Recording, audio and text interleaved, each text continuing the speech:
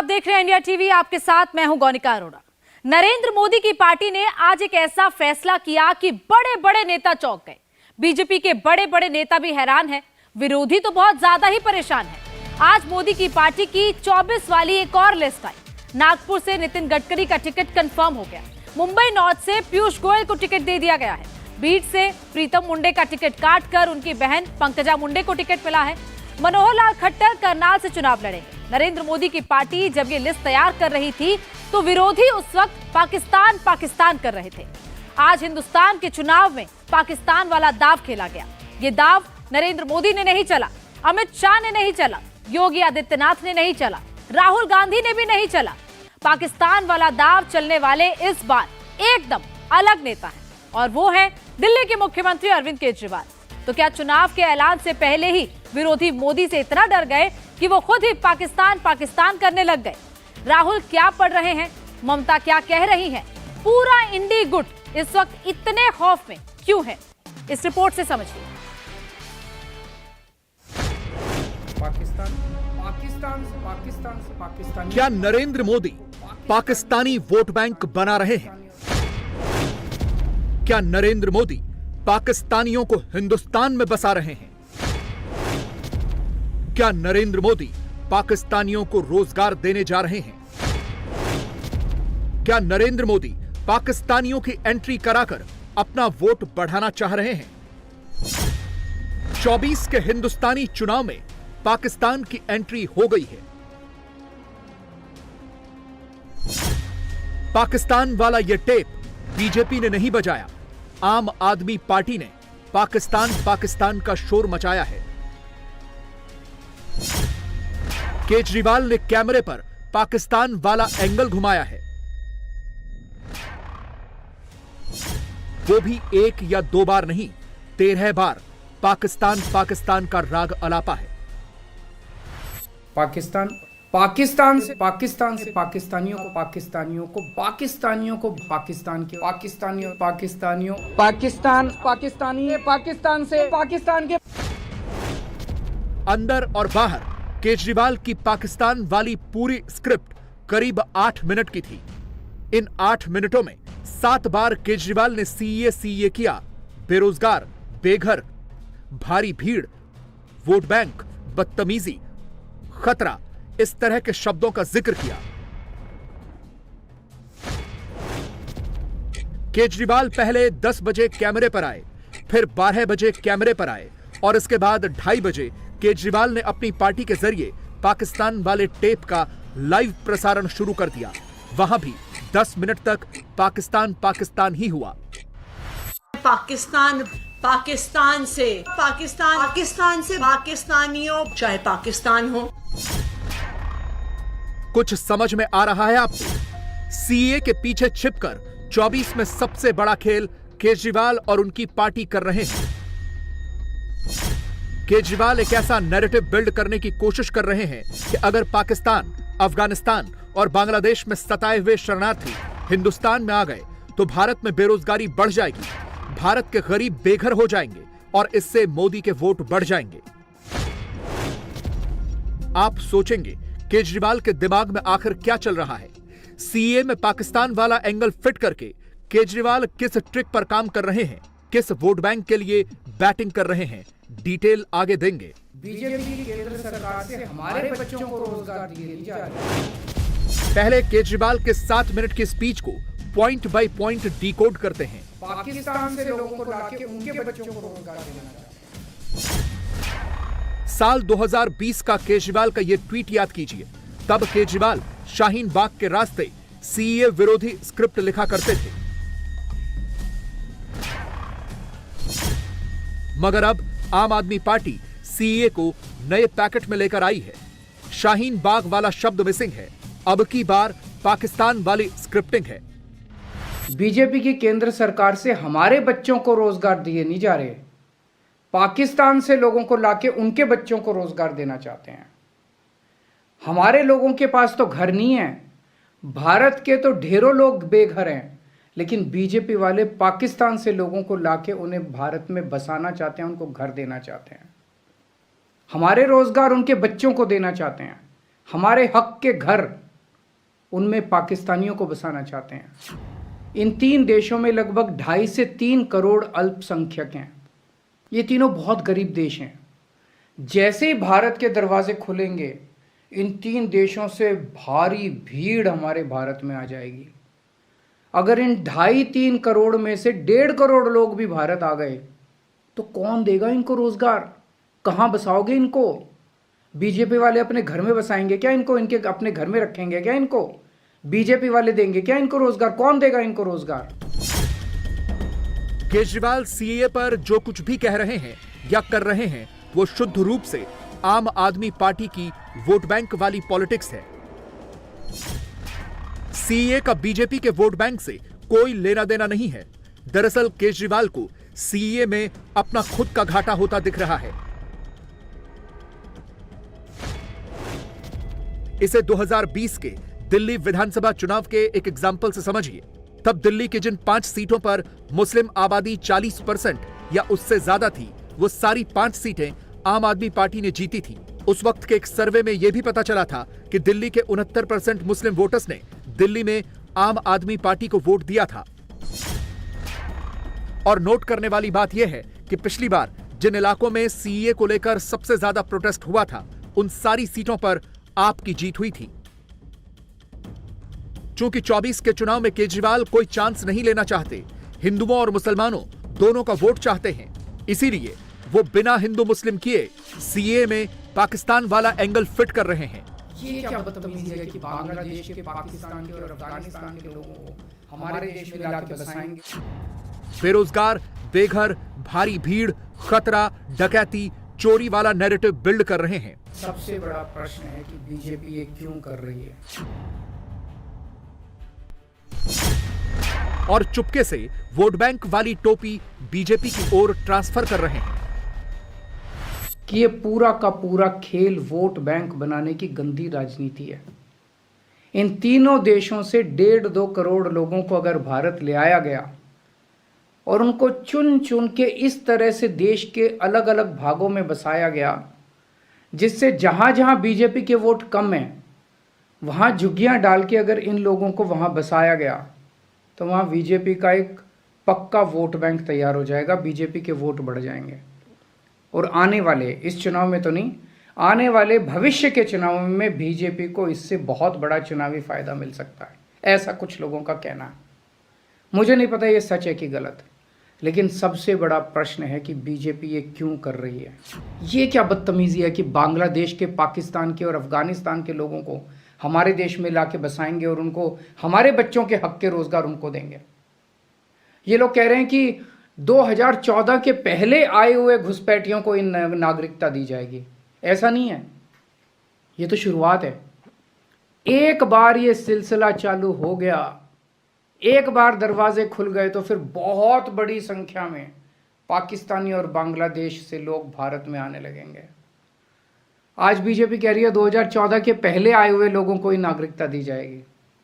देख लेना, अगले चुनाव में ये बीजेपी वाले इस तारीख को बढ़ा के 2024 कर देंगे कि 2024 के आए हुए पहले वाले लोगों को दी जाएगी और फिर इसे और आगे बढ़ा देंगे। मोटी मोटी बात यह है कि पाकिस्तानियों और बांग्लादेशियों के लिए भारी संख्या में भारत आने के लिए बीजेपी सरकार ने दरवाजे खोल दिए। ये देश के लिए बेहद खतरनाक है। केजरीवाल के स्क्रिप्ट सुनकर एक चीज तो क्लियर है, वो खुल्लम खुल्ला सीए पर झूठ का पिटारा खोलकर बैठ गए हैं और आम आदमी पार्टी के इस झूठ को समझने के लिए आपको सीए के रूल्स का पन्ना पढ़ना होगा। केजरीवाल कहते हैं कि बीजेपी भविष्य में होने वाले चुनावों के लिए सीए लेकर आई है ताकि जहां जहां बीजेपी के वोट कम है वहां पक्का वोट बैंक तैयार किया जाए, जबकि हकीकत कुछ और ही है। सीए के रूल वाले कॉलम में साफ लिखा है कि भारत की नागरिकता उन्हीं शरणार्थियों को मिलेगी जो 31 दिसंबर 2014 से पहले माइग्रेट होकर भारत में आए।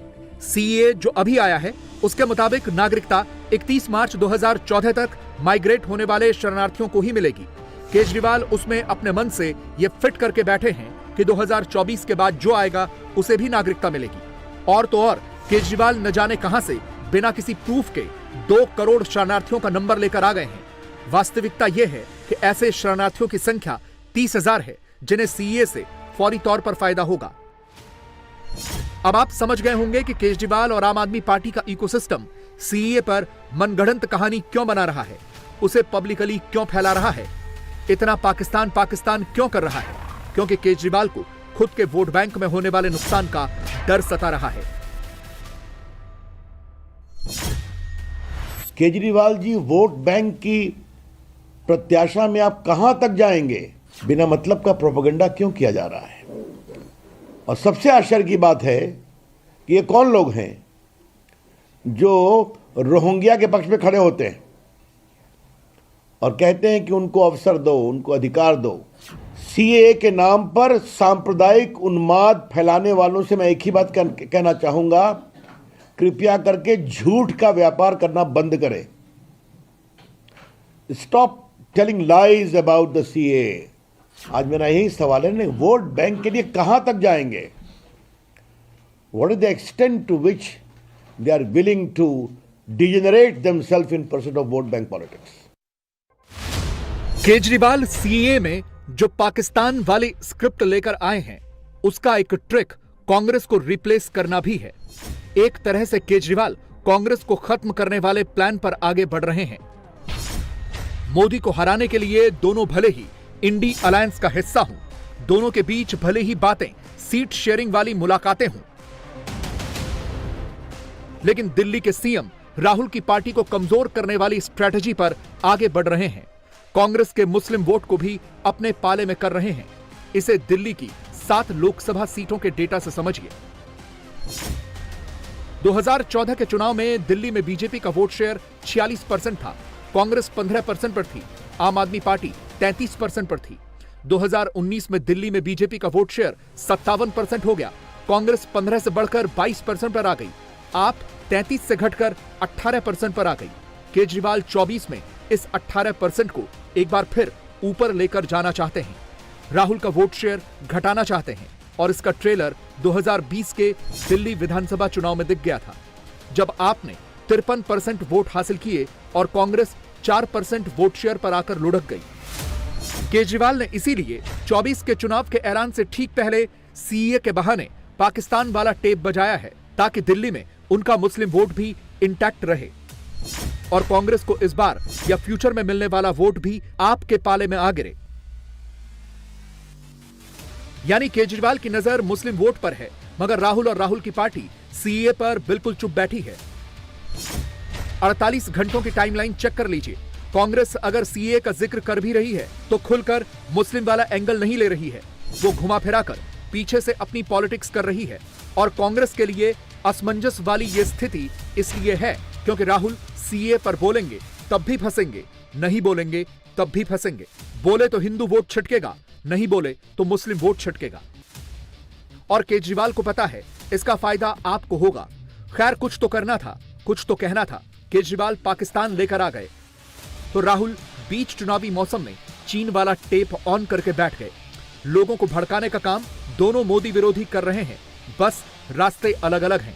चाइना के जो सैनिक हैं उनको 3-4 साल की ट्रेनिंग मिलती है। मॉडर्न हथियार चलाने में कम से कम 2-3 साल लगता है सीखने में। चाइना के सैनिकों को 3-4 साल की ट्रेनिंग मिलेगी। हमारा बेचारा जो अग्निवीर है उसको 6 महीने की ट्रेनिंग देकर उसके सामने खड़ा कर देंगे। क्या होगा? अगर मैंने आपको मैंने 3 साल की हथियार चलाने की ट्रेनिंग दे दी, 4 साल की हथियार चलाने की ट्रेनिंग दे दी और इनको 6 महीने की दी और आपको एक के सामने एक खड़ा कर दिया, तो होगा क्या? जवान जाएगा बिना ट्रेनिंग के हथियार के साथ, शहीद होगा, उससे कहेंगे भैया तुझे शहीद का दर्जा नहीं मिलेगा, रिस्पेक्ट नहीं मिलेगी, तू अग्निवीर है।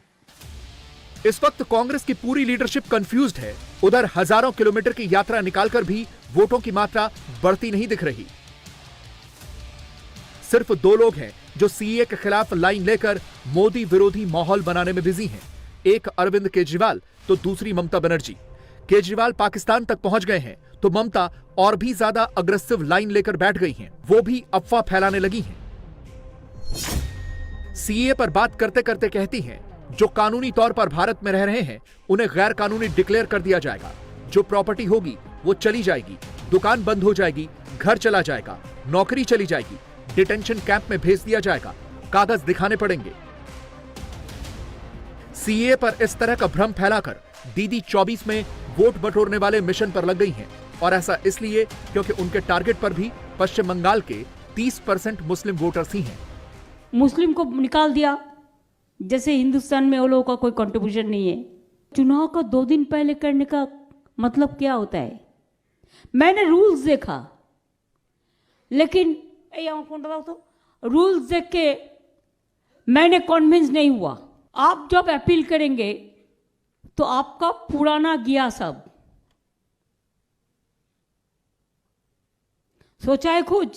पहले आप जो वैलिड सिटीजन है आपको डिक्लेयर करेंगे कि आप इन्फिल्ट्रेटर है, आप इमिग्रेंट है, आप फॉरेनर्स है, तो आपको प्रॉपर्टी का क्या होगा? गया। इसके बाद आपको डिटेंशन कैंप में ले जाएगा। जैसे असम में अब देखा, 2019 में जब शुरुआत किया था 19 लाख लोगों को निकाल दिया था। आपने सारा विश्व ने जो किया वो कानून आप फॉलो नहीं किया। एक कानून जो है ये लोगों का अधिकार छीनने का, बहुत डेंजरस है, ड्रैकोनियन लॉ। अरे आप इलेक्शन सच्चाई से लड़ो ना, हमारा क्या ऐतराज है, लेकिन 2 नंबरी करके लड़ने का क्या जरूरत है? चुनाव का 2 दिन पहले टॉर्चर करके, एट्रोसिटीज फैला के, डर फैला के करने का जरूरत क्या है? ऐसे तो लोग दुखी है। अरविंद केजरीवाल और ममता बनर्जी के अलावा सीएए के खिलाफ पोस्टर बैनर लेकर अगर कोई निकला है तो वो है केरल की लेफ्ट की सरकार। शोर तमिलनाडु में भी मचा है। जगह जगह शाहीन बाग तो नहीं खुला है, हाँ, भीड़ को सड़कों पर इकट्ठा करके 24 के चुनाव से पहले हंगामा बरपाने वाले किरदारों की डे एंड नाइट शिफ्ट जरूर लगा दी गई है। सोशल मीडिया पर स्टेटमेंट जारी करने से लेकर असम में एंटी सीएए माहौल बनाने तक कहीं लाल झंडे निकल गए हैं, कहीं मोदी विरोधी नारे लगने शुरू हो गए हैं। रही बात भाईजान की, तो बैरिस्टर ओवैसी अब इसमें खुलकर धर्म वाला एंगल फिट कर चुके हैं। रमजान से पहले सीएए लागू करके मुसलमानों को संदेश दिया गया है, ये टेप ऑन करके बैठ गए हैं। अब जाहिर है वो सब सारी दुनिया को मालूम कि कल तरावी की नमाज शुरू हो रही, रमज़ान का महीना शुरू हो रहा, तो आप लोग एक मैसेज देना चाहते थे भारत की सबसे बड़ी माइनॉरिटी को जो 17 करोड़ की है कि अब आप लोग कागज निकालने की तैयारी करिए। केजरीवाल हूं, दीदी हूं, लेफ्ट की सरकारें हूं या फिर ओवैसी हूं, ये सब सीए पर एक जैसा नैरेटिव देने की कोशिश कर रहे हैं, जिसका दूर दूर तक वास्तविकता से कोई लेना देना नहीं है। सीए लागू हो जाने के बाद अब मुसलमानों को देश से बाहर निकाल दिया जाएगा, देश के युवाओं को बेरोजगार कर दिया जाएगा। मोदी विरोधियों की तरफ से फैलाई जा रही इस तरह की बातें सिर्फ डराने वाली टैक्टिक्स हैं। न सीए में कुछ भी रॉन्ग है और न देश में सब चीज पूरी तरह राइट है। सोशल मीडिया का ट्रेंड भी तो यही है। यह ट्रेंड विदेशी ताकतों ने शुरू किया, मगर इंडिया ने इसे हाथों हाथ पिक कर लिया। रॉन्ग नैरेटिव को राइट नैरेटिव में तब्दील कर दिया। ट्विटर स्टॉर्म आ गया। इंडिया में बैठा मोदी विरोधी गुट इसी बात से तो चिढ़ा हुआ है क्योंकि 24 में मोदी की टीम का स्कोर 400 प्लस के पार जाता दिख रहा है। इसीलिए सीए पर इतना शोर मच रहा है।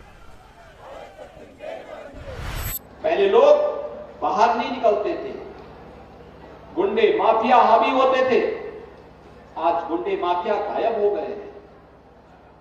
पहले विकास आता नहीं था, अब विकास भी आ रहा है और विरासत का भी सम्मान दिया जा रहा है। आपका आशीर्वाद प्राप्त हुआ तो अयोध्या में रामलला का भव्य मंदिर का निर्माण किया। आप मुझे बताइए, क्या अयोध्या में रामलला का मंदिर कांग्रेस के लोग बना पाते? समाजवादी पार्टी के लोग बना पाते? जब उनसे न गरीब को राशन में दे सकते हैं, न गरीब को मकान दे सकते हैं, न स्वास्थ्य की सुविधाएं दे सकते हैं और न राम मंदिर निर्माण करके आपकी आस्था को सम्मान कर सकते हैं, तो फिर अपना वोट खराब करके क्यों उन लोगों को अपने ऊपर बोझा के रूप में स्वीकार करते हैं? और इसीलिए हम आपका आह्वान करने के लिए आए हैं। पूरे देश के अंदर एक ही आवाज आ रही है, पूरे देश के अंदर एक आवाज है, और वो आवाज है 2024 में फिर से, फिर एक बार